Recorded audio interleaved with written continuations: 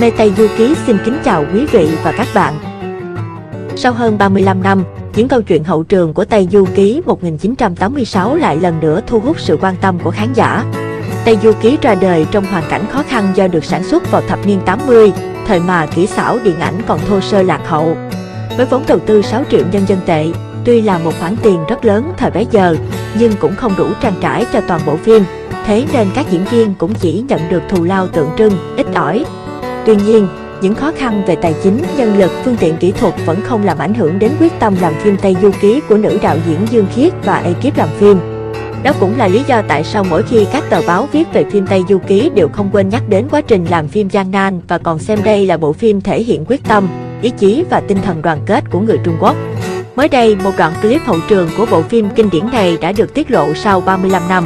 Qua đó, người xem càng thêm hiểu được những khó khăn, gian khổ của ekip làm phim suốt 6 năm trời quay ròng rã.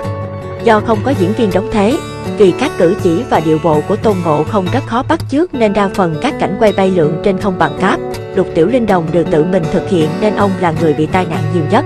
Trường đoạn Hồng Hài Nhi dùng tam muội chân hỏa để đốt, do lửa cháy yếu, đạo diễn đã cho lửa cháy lớn khiến Tôn Ngộ Không bị bỏng rất nặng phải nằm 3 tháng theo yêu cầu bác sĩ.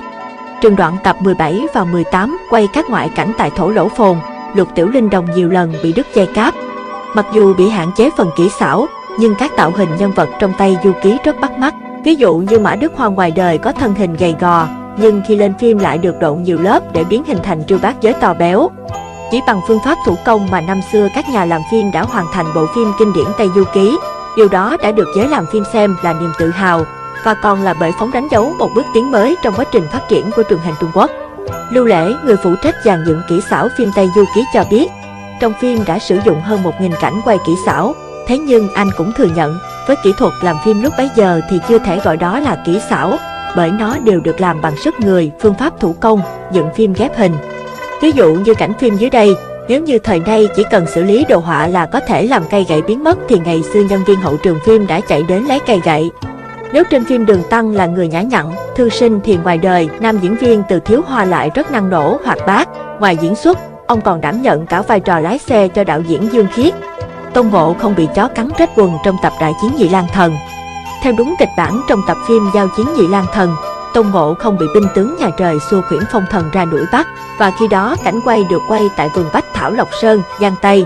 Đoàn làm phim đã mượn chú chó Becky của đội quản lý rừng. Ở cảnh quay Tôn Ngộ Không chiến đấu với Thiên Khuyển, Lục Tiểu Linh Đồng được treo bằng một sợi dây cáp nối với rồng rọc và được nhân viên đoàn vừa kéo vừa chạy để tạo cảnh Tôn Ngộ Không bay lên cao thoát khỏi sự truy đuổi của Thiên Khuyển. Thế nhưng chú chó hung dữ không chịu nghe lời, khi bị Tôn Hành Giả trêu ghẹo đã nhảy lên đuổi và cắn rách một mảng quần của Tôn Ngộ Không. Chính Lục Tiểu Linh Đồng cũng một phen hú hồn vì cảnh quay này. Ông cho biết may mắn khi đó được kéo lên kịp thời nên chú chó chỉ cắn phải quần ông chứ chưa trúng vào người. Thế nhưng vì chú chó hung dữ nên cũng đã để lại vết xước trên chân ông. Chú chó hung dữ đó vốn dĩ rất khó bảo ban, cứ thấy người của đoàn làm phim là cắn, sủa rất dữ dội. Khi đó chủ nhân của chú chó lại đang làm việc nên không thể giúp đỡ đoàn làm phim quản lý chú chó. Vì vậy cả đoàn phải rất khó khăn, không biết nên làm thế nào để bảo ban chú chó.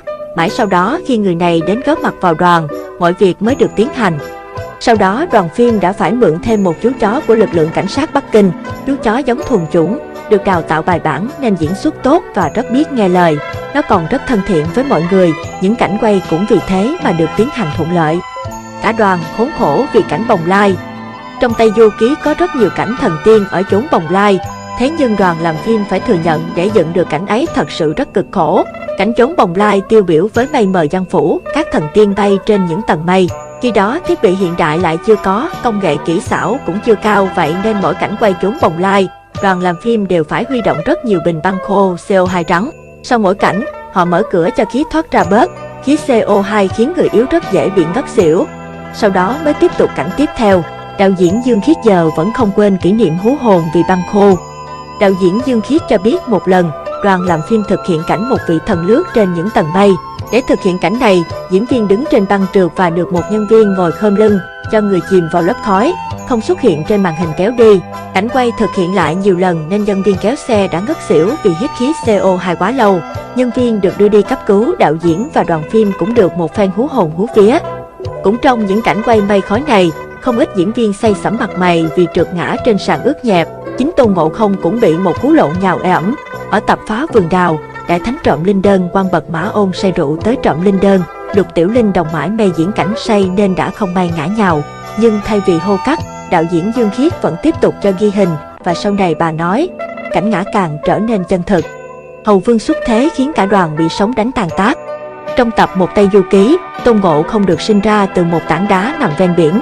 Chính những con sóng dữ dội đập vào tảng đá khiến nó nứt ra, Tề Thiên Đại Thánh từ đó xuất thế.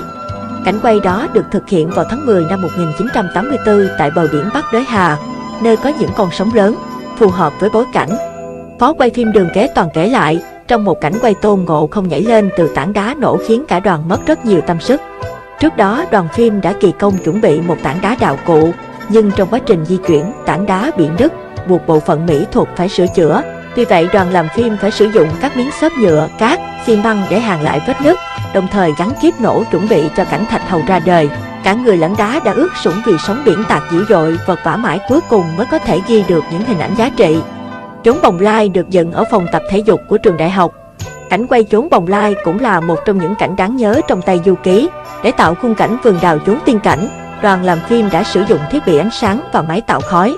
Nhằm tạo sự chân thật cho các thước phim, đoàn làm phim đã ra tận ngoại ô để mua những cây đào thật đem về trường quay. Thế nhưng cây đào thật lại hơi ít lá nên chỉ trong vài ngày đã héo rũ. Vì vậy, đoàn làm phim lại phải huy động người làm lá giả dán lên cành đào. Còn quả đào căng mọng, to và đẹp trong phim cũng đã được biến hóa một cách kỳ ảo qua đôi tay của thiết kế đạo cụ. Bằng những nang tre mỏng được uốn, họ dán lớp giấy bên ngoài, rồi phết màu sao cho màu sắc tự nhiên. Và những trái đào thật được đặt bên trong trái đào giả. Quả đào giả được khoét một lỗ, sau đó cho đào thật vào phía trong. Diễn viên như vậy có thể cầm trái đào lên và cắn thật, trong khi chiều hướng về ống kính vẫn là những trái đào giả to mượt mà. Đặc biệt nhất chính là khung cảnh của Chốn Bồng Lai. Khi đó, vì kinh phí eo hẹp nên đoàn làm phim không thể thuê được trường quay hoành tráng, chuyên nghiệp. Để quay cảnh Chốn Bồng Lai, đoàn làm phim đã thuê một phòng tập của một trường thể dục. Trường quay này vừa đáp ứng được yêu cầu rộng và rẻ. Sau đó, đoàn làm phim sẽ trang trí để trông lung linh và huyễn ảo hơn. Đường Tăng Nhí bạch ù cả hai tai vì cảnh quay phóng sanh cá. Trong tập Bị Giam ở Ngũ Hành Sơn có đoạn giải thích về xuất xứ của Đường Huyền Trang. Đứa trẻ được sinh ra trong hoàn cảnh éo le, trôi dạt đến chùa và được các nhà sư nuôi nấng. Tập này được quay ở Thạch Gia Trang, Hà Bắc có khung cảnh rất đẹp. Ngôi đền nơi ghi hình được xây dựng trong thung lũng lưng chừng núi lọt giữa núi và những vách đá. Mặt sau của ngôi đền có một khoảnh ao nhỏ. Đây chính là nơi ghi hình cảnh chú Tiểu Đường Huyền Trang thả con cá mua được của một ngư dân. Diễn viên đóng sư phụ thời nhỏ là một cậu bé người Bắc Kinh, có gương mặt, dáng vóc rất khôi ngô, tuấn tú, nhiều nét rất giống Từ Thiếu Hoa, người đóng vai sư phụ trưởng thành. Cậu bé đóng rất đạt, từ cảnh chạy lên những bậc cầu thang, ôm con cá nhỏ vào vạt áo, sau đó thả vào ao, đến gương mặt hoan hỉ sau khi làm việc thiện. Thế nhưng điều đáng nói là con cá cứ mỗi lần thả ra đã nhảy xuống nước và mất hút nhanh như chớp, trong khi ống kính máy quay chưa kịp ghi xong hình ảnh, khiến nhân viên phải dùng đạo cụ bắt lại. Để tránh đạo cụ cá bỏ trốn, nhân viên trong đoàn nghĩ ra cách nối con cá với một sợi dây ni lông, mắt thường khó mà phát hiện. Cũng nhờ vậy mọi việc mới suôn sẻ, chỉ khổ cho Tiểu Hòa Thượng phải diễn nhiều lần chạy lên chạy xuống cầu thang nên mệt ù cả hai tai. Mặc dù phim tạo được ấn tượng và được phát lại nhiều lần nhất trong lịch sử Trung Quốc, nữ đạo diễn Dương Khiết từng không muốn xem bộ phim do bà chỉ đạo. Bà thường nhắc đi nhắc lại vì thiếu kinh phí nên không thể làm phim Tây Du Ký đẹp hơn. Do đó với kỹ xảo thô sơ, nhiều cảnh quay trong phim không được như ý. Hậu trường Tây Du Ký 1986 còn rất nhiều câu chuyện rất hấp dẫn chưa được tiết lộ. Mê Tây Du Ký cố gắng truyền tải những thông tin hậu trường từ những người trong cuộc. Kính mong quý vị và các bạn nhớ đón xem trong những phần tiếp theo nhé. Xin thân ái chào tạm biệt và hẹn gặp lại.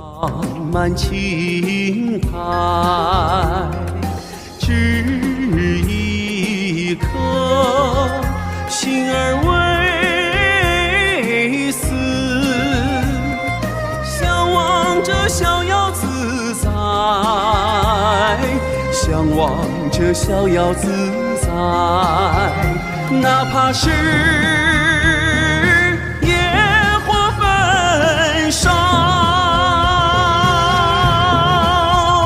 哪怕是冰雪覆盖，依然是志向不改，依然是信念不改。蹉跎了岁月，伤透了情怀。为什么？为什么偏有这样的安排？为什么？为什么偏有这样的安排？